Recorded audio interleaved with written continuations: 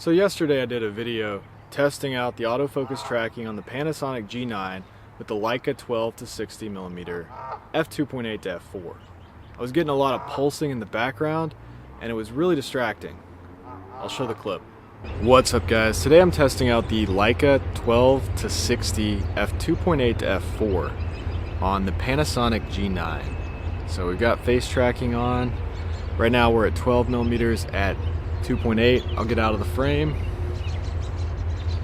come back into the frame. It's not like there's crazy shallow depth of field or anything on a micro four thirds camera at f2.8, so the lens doesn't have to do a lot to keep me in focus because everything's kind of in focus. But if I get close enough, you can see that the background can get a little bit blurry.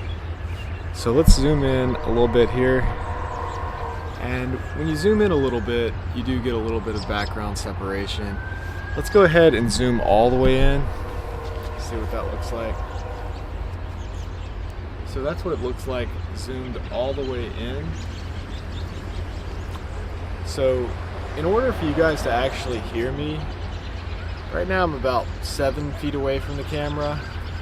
If I get too far, I'll have to put a lapel mic on with a lens like this. So to get the full frame equivalent with APS-C with Canon's crop sensor, you're going to do a 1.6 times crop. So you multiply the focal distance by 1.6. With Sony or Fuji, it's a 1.5, but with micro four thirds like this Panasonic G9, it's a 2 times crop. So that's how you figure out what it would be in full frame equivalent. So yeah, that's the Leica 12 to 60 on the Panasonic G9. I hope you guys enjoyed this video. I'll have another video testing this in low light. I might film that right now. So I was just using regular face tracking in that clip and it kept jumping back to the background and jumping back to the foreground. So in this clip, I'm actually just focusing on the center. So in this clip, I've just got the autofocus in the center. So I'm staying in the center.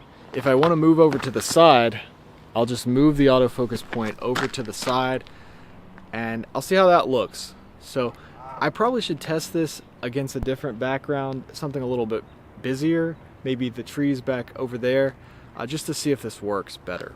So now I've got a busier background, I've got the autofocus point in the center, and I'm trying to keep my face in the center of the frame. I want to see if there's any pulsing back there in the trees, so check back there, see if there's any pulsing. If not, then maybe this actually worked. It is tracking my face, I could see.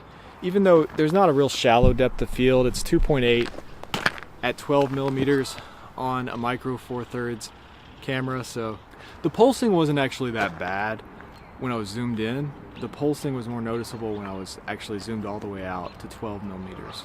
Alright, so now I've got it back on face tracking. I want to see if it is going to hunt and go back and forth between the foreground and the background when I'm moving around with the face tracking on.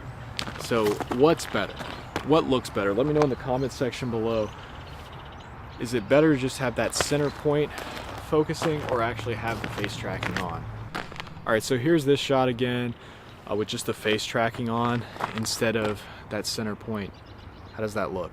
What's up guys? So yesterday I made a video testing out the Panasonic G9 with the Leica 12 to 60mm f2.8 to f4, and there was some really bad pulsing in the background. So I was just using face tracking, so now I'm using the single point autofocus. I want to see if those trees are doing the same thing.